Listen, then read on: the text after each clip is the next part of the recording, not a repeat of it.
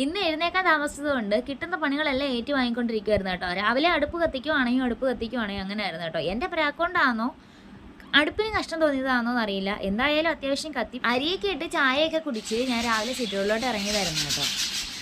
കിളിനാദം എന്നൊക്കെ കേട്ടിട്ടുണ്ട്. ഇതെന്തോ കുടുംബവഴക്കം മറ്റുമായിരുന്നു. അത്രയ്ക്ക് ബഹളമായിരുന്നു കേട്ടോ. 10-40 കരിയില കിളികൾ തമ്മിൽ.